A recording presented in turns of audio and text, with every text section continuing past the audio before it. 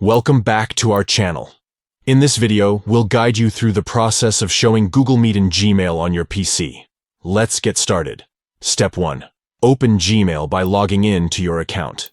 Step 2. Look for the settings icon at the top and click on it.